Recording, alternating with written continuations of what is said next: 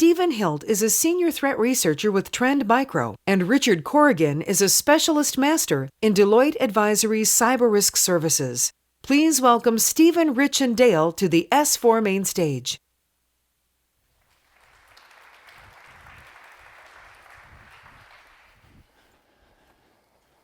So for this panel, I tried to get some asset owners who had deployed honeypots for detection, or honeynets, for detection purposes on the panel, and I couldn't find any that would fess up to it, so I don't know if it's something that is very rare these days or maybe just something they didn't want to talk about. I do know I had a list of about 8 that said they did it, but none of them wanted to come on stage. So I reached out to some people that I knew had experience with this and asked them to join me on the panel. So why don't we start, Stephen, with maybe you can just tell us what is your experience with honeypots or how you've used them in the ICS world? So at Trend Micro, since I've been there since I was at Digital Bond, where we worked on some honeypots previously, I run them and build them for trying to attract actors to come and so we can figure out some TTPs and things like that about how they're going to try to attack certain types of systems.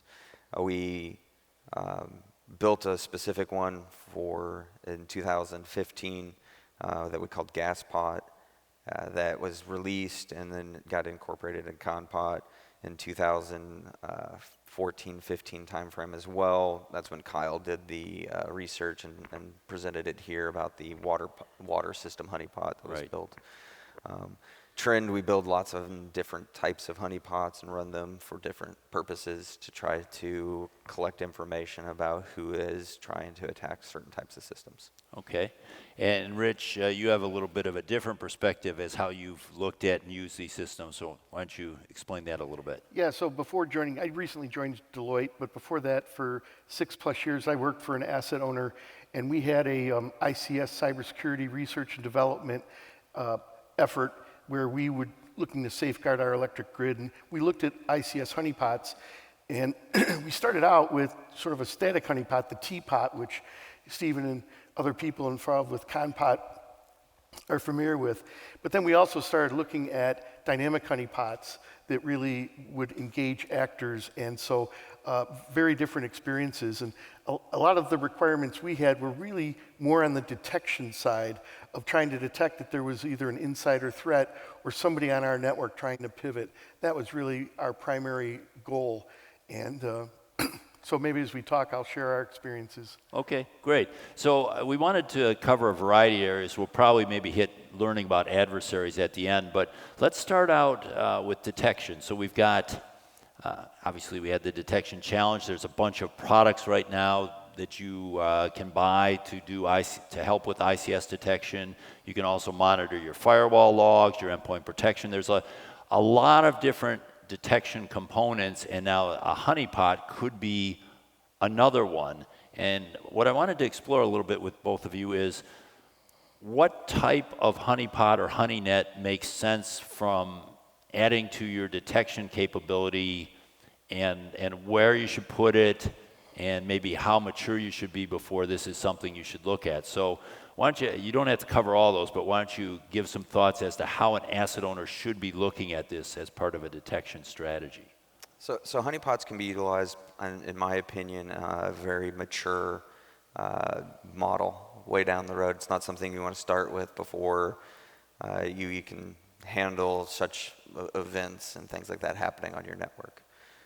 You have to remember that these things are designed to entice attackers, or to come in and go against them versus the real system. So you're trying to make them look as realistic as possible and interact with it so you can catch them and then stop them from going after the real system. So where you place them all depends on your strategy of where you want to catch them. We tend to, we don't really own any ICS environments, so we don't put them in our own ICS environments or anything like that. We're putting these things out there trying to entice attackers. We do that mostly for information knowledge And as honeypots and things become more prevalent and available and things like that, attackers are we hope eventually will take a mindset and question themselves whether they're attacking a honeypot or a real system, and maybe we can deter them from attacking because they're like, oh, looks too good. Maybe it's a honeypot, even though it's a real system. Same question for you. So from an asset owner perspective, we put the honeypots on our internal network because we were trying to detect bad actors that were already on our network. We talked about putting them in our DMZ and decided not to do that, primarily because of the unknown liabilities that might create, essentially introducing risk into our network. And we also thought that we'd become a target, right? As soon as people realized that, Shodan is found out about us and they'd start attacking us. So we chose not to put them in any kind of a public-facing zone. Well, when you say internal, do you mean like on the enterprise network, on the ICS network? On the enterprise network and in our distribution network. We also did not want to put it into our transmission network because of the potential issues with NERC-CIP. Interesting. So you have these honeypots, or more broadly honeynets, which would be a variety of systems designed to look like a network. There's all different, and you mentioned some of them that exist, compot, gaspot, and such. There's all sorts of different levels of interaction, how realistic they look, how long they would fool an attacker, all the way from just something basic to something sophisticated. From a detection standpoint, how high interaction do you need to have something that would be a good canary that would just say, hey, it would be enough to let you know you're under attack and you need to respond? Well, something like a teapot would be fine for that. But we actually were looking at a lot of the deception as a detection vendors, primarily that had developed them more for the IT side, this idea of deceptions everywhere.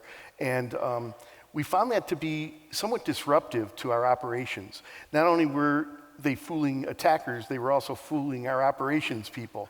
And so we were in the process of virtualizing our data center, and so using the VMware tools to automatically go and deploy virtual machines, they'd go out and grab an IP address thinking that it was unused, and it was actually being used by the honeypot. So so we kind of had to walk that back because it was creating a lot more trouble than it was worth.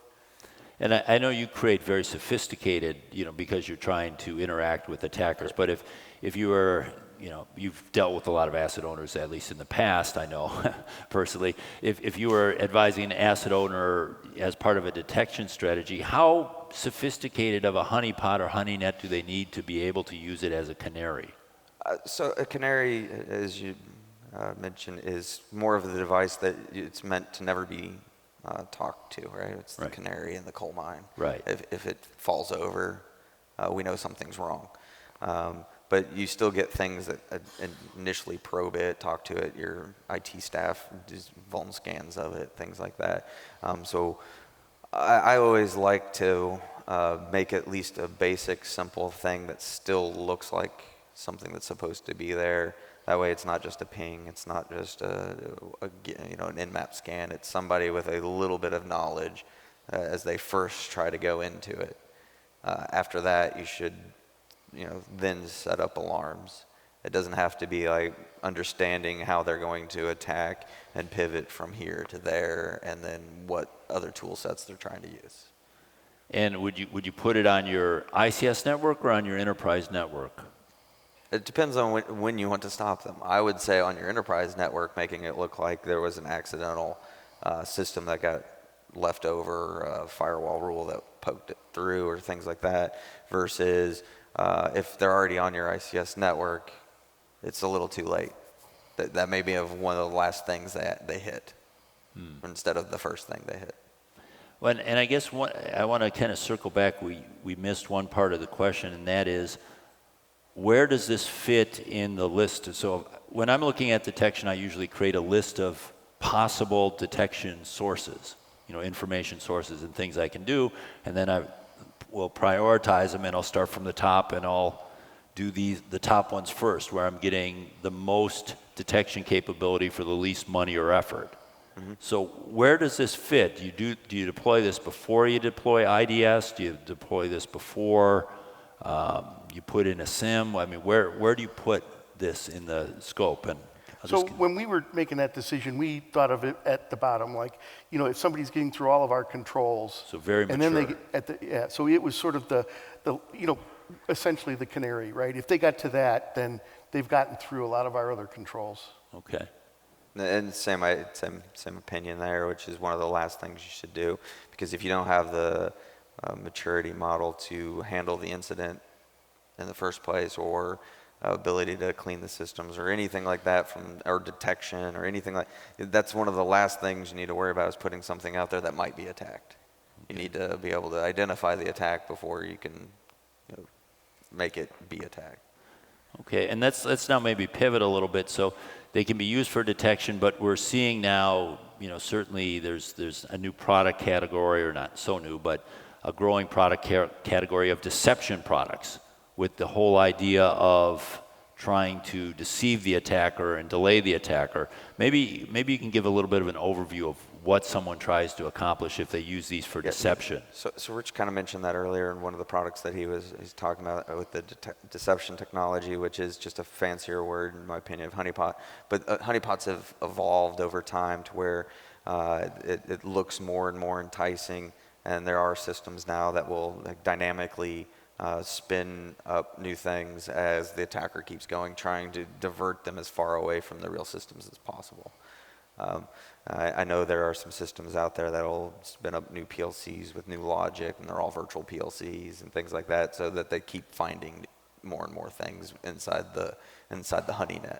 Oh, those things exist? Yeah, they're very new, but they're working on them. Okay, I haven't seen those. That's pretty cool. Yeah. And when you were considering this, how long did you think you could delay an attacker through this type of technology? Or what was your goal? Just long enough to be able to knock them off the network, you know what I mean? You know what I'm saying? I don't think we actually had a requirement there for how long we were going to try to delay them. It was just, hey, somebody's on our network, pull the alarm and let's, as part of the kill chain, trying to detect it as early as possible and then, respond to that incident. Would you need it to be a more sophisticated, probably not even a honeypot, it would have to be a honeynet, right? If it was just, even if you were spinning up a bunch of more PLCs, it's not going to keep him there very long, because your attacker is going to maybe say, well, where's the computers that are part of this system? Correct. Why aren't they sending poll messages? Why aren't they doing anything? These guys are just sitting there. So were you actually looking at deploying the equivalent of a system? Well, when we got to the end of our evaluation, we had to make that decision. Are we going to deploy this and put it into production? And it was determined that, we didn't see enough benefit to it. And so it ended with the evaluation of the honeypots that we looked at. And I think that's part of it, is that, asset owners are resource constrained, and you do get false positives, and this is more work for your incident responders and threat analysts to look into.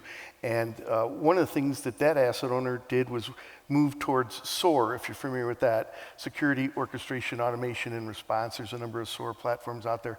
And that actually should go in tandem with doing honeypots, so that when you get these incidents, that you can have playbooks that go out and do the enrichment of that event and do the analysis of that event to determine if you really need to put a human, in the loop to address it. What do you think about those? So we, have done with GasPot, which is virtual, is all written in Python. We took the manual from the Guardian AST platform and just wrote all the possible responses that we did. And then what we did was also randomize values of within normal tank limits and stuff like that. So from a virtual stance, it still looked like a Guardian AST and responded like one, and had value data sets that were, changing. When Kyle at Trend did his research in the water station, those were using actual PLCs with actual HMI software, server software, things like that. So that was a purely emulated system so when they pivot around, they're like, oh, there's the HMI, there's PLCs, there's the historian, all these things were there and were communicating to each other as they should have been. So it all depends on what level of attacker, where you're trying to find the person and what they're trying to do. In some cases, just knowing that somebody adversarially is looking for it and has kind of started down that road is good enough. If they get down the road and find that there is, it's not a real system, hopefully by then you've identified that somebody's on that system. In our case, we do this thing that's called, Kyle coined the term, I believe it was called fishbowl.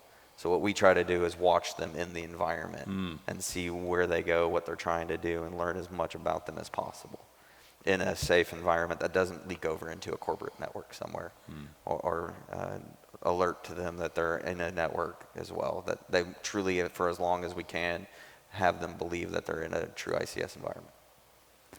Now, when in about 2010, 2011, I can't remember the exact date, the UK government was kind enough to fund a research contract with us to develop a Modicon PLC honeypot that has since not been supported, so you can't download it.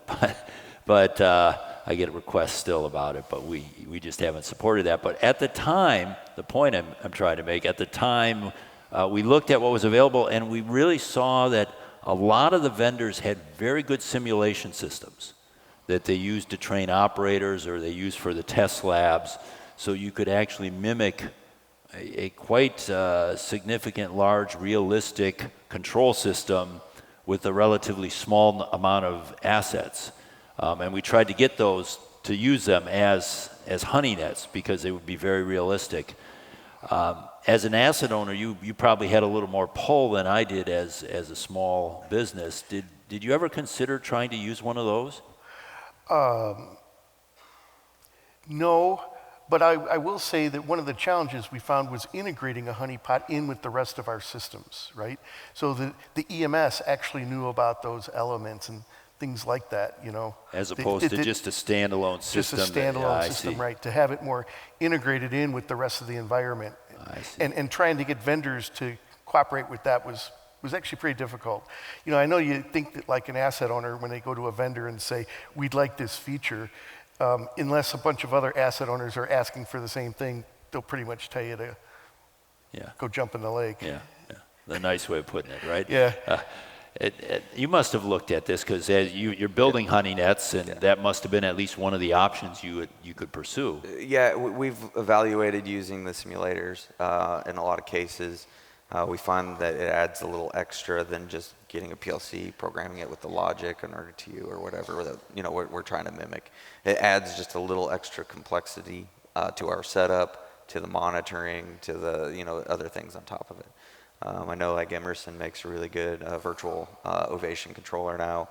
We've been looking at utilizing that in some cases, or other things that are much the same simulators or virtual environments. But we feel like in some cases it does add just a little extra overhead on another system that's running a system that we have to make sure we're maintaining. And I guess you would probably need to get either an asset owner or the vendor to configure it for a realistic system. That's correct. Otherwise, you could obviously do it, but it would be a lot of work to essentially design a control system on this virtual platform. Yes, correct. Okay, so those are kind of the newer uses for an asset owner, but honeynets and honeypots have traditionally been used for learning about adversaries, right? So that's more your area that you're looking at. How useful are they today, and how useful do you expect them to be in the future? They're very very useful, but from our stance, you can't just as in 2015 just install a bunch of con pots in AWS and then name an APT in Chattanooga. It's a completely different time. You need to make them look as realistic as possible. It's a lot of time and a lot of setup and a lot of running them, and then sometimes you don't get what you're looking for as an attack because somebody's not looking into it yet. So then you have to determine how long to run them, or do you change your game plan and utilize the system in a different way, change the logic, change the systems that are running on it, or how can you make it more appealing to an attacker to find it, and things like that. Do they truly believe that it's a real system and not a honeypot and stay away from it? So the more we do that, I think the more we're going to see less and less, hopefully less and less attacks against them, because they're questioning whether they're real or honeypots. Normally, things I look for now is if it's in a cloud provider, it's likely a honeypot. I knew it was a honeypot when I became the APT Chattanooga. I was testing scripts, so I knew it was a honeypot. I didn't want to go against real systems. Kind of the same concept applies, that I think in a lot of cases they may be going against systems that they know are not honeypots, but more smaller tier systems are going to become test beds for attacks. So we got to also adapt to what our honeypots are, to where we think the attackers might be going after. Like, to making it look like a large nuclear plant, you probably aren't going to see some things initially until people really believe it's a nuclear plant. But if it looks like a small,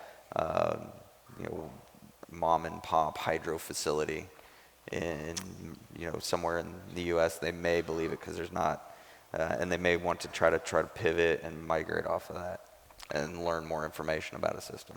Or to make it look like a distributed energy resource, because there's a lot of those starting to pop up, and those probably would fit that mom and pop kind of an idea where, go and attack some, renewable farm. Yep. Well, I know that we had a guy talk about Mirai and some of the other things, and the way they did their research was basically put out computers or devices to be infected, just as learning to say, and then, okay, they get infected, and then what happens, and then the person loads their own code, and they're monitoring those at all times to see when new generations of these things come out. So maybe as we get more distributed, like you say, and enter these low-cost sensors and controls, maybe that's a different type of honeypot that might be of use. Do you think an asset owner would be interested in that type? Asset owners need the vendors, quite frankly, because they're going to take the vendor's going to say, here's a solution and here's why you should use it. And if they agree they'll deploy it. But there hasn't been a successful honeypot business, is there? No one's really made a success of that business model of selling a product. People ask Trend a lot if we sell them. We don't market and sell honeypots per se. We utilize the data to learn about attacks and adversaries, and then apply that to other products. Yeah. I know there's a couple commercial off-the-shelf honeypots that are fairly successful. I think Richmond, I know the names of them. I know they exist. Can't off the top of my head remember all. They tend to be focused on IT, and where asset owners can help them is to educate them on industrial control systems, because that's what they don't know. Yeah. But they've developed these amazing deception technologies, but what they really need is to get asset owners to work with them to help adapt their IT honeypots to an ICS environment. Yeah. So I'm just thinking, if you were going to put together a very sophisticated honey net to try to learn what attackers are doing, and understand that might not be in the business model of the asset owner. There's certainly security companies that can do that for a variety of reasons. It would seem that the government might be a good, if we're looking to get information from them about threat, that would seem to be one source. Are there efforts that I don't know about going on out there? So the Department of Energy has a program called SEDs, CEDS, Cybersecurity for Energy Delivery Systems. Every 5 years they fund universities. Yeah. Then the 4 years in between, 1 year they do funding for national labs, the other year for vendors. And so that you could submit proposals, and it's 3 years of funding, usually about $1 million a year. And so that actually could be a way where vendors could partner with asset owners or national labs to do an ICS honeypot R&D project, and usually at the end of that is a prototype, and it's usually been demonstrated at the asset owner on their resources. Yeah, that's a good tip, but I was actually thinking about something separate. I mean, they wouldn't even need to be affiliated with the utility, right? They could create their own utility, their own company. Yeah, they could. I mean, because that's probably more like what you're doing, right? You create some company, kind of what Ron did with Q-Core or whatever he called it up in Canada. Correct. But then you have to create. You have to make backstories and things like that, depending on how the level of effort you're willing to put in to making it look as realistic as possible. Right. Yeah. So those are things that are deployed where you can make company websites and things like that to make it more enticing. If the attacker is doing more recon on this company that they've just found exposed, and what do they do, and what's the systems, and you're assuming that at that point in time you have a fairly high-level attacker who's at least trying to do their homework. So you're eliminating a lot of the script kiddies that maybe not eliminating, they'll still probably go after it, but you're really getting more information from the attacker if you can see them visiting websites, trying to learn more information about your companies as well. So if we were to boil this down, if you're an asset owner, let's say an asset owner with you've handled the basics. You have your protection, your identification in place. You're looking, what should I do next? Mm-hmm. What would be your advice to them around this type of technology? If you have a mature enough model, I would recommend the more simplistic on the corporate network to see if somebody's out there trying to find your industrial control systems and make it more of a canary type, and not add the liability and risk to yourself of making a box that may actually be pivotable, and because honeypots are meant to be attacked. So you're adding a risk that you're allowing somebody to get a foothold in your network because of this device, and they may learn that it's a honeypot and then use it against yourself, knowing that there may be exclusions or anything like that, or anything, just in general. You got to be very careful, but even how you set up rules around it to make sure that it can't be leveraged as an attack point. So what advice would you give them? Well, I think that, as an asset owner, you want to subscribe to that threat intelligence, as opposed to trying to have the expertise to operate it yourself. But to take, to learn the TTPs from the researchers and then, build that into your security controls and your posture. So you almost, I just want to parse that a little bit more. So you're almost saying that to try to find some way to leverage an effort rather than do it yourself, rather than deploy it yourself as a canary, but more try to get the TTP information by supporting some group effort of some sort to gather the intelligence. Yeah, and the only reason for putting a honeypot on our network would be for a canary purpose. Okay. But when it talks, the real value in them is to learn the TTPs, and that's something that we would prefer to subscribe to as threat intelligence. I see.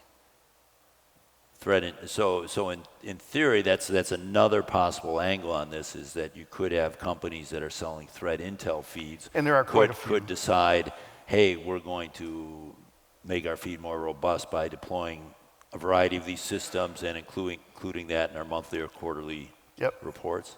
Have you seen anyone thinking about that? I haven't looked into it, but it sounds like a really good idea. It sounds like a good idea. I don't know if it's a profitable idea, but it sounds like a good idea. That's always the well, I think in some respects that's like what companies like Trend Micro do, right? You're learning with these honeypots, but then you provide that intelligence to your clients. We don't really necessarily sell it as a honeypot feed. It goes into the information that we publish, the information that, and our signatures, or everything we learn from them and deploy it. Okay. There were companies that ran honeypots that try to give you feeds based off the honeypots. And a lot of those were startups, and you can talk to Rob Lee and me later about some of those companies. Okay, well, that's great. Well, I appreciate you guys pitching in for the asset owners I couldn't find. Certainly you both have a lot of experience, and please join me in thanking them. Thanks, guys. Thank you, Dale.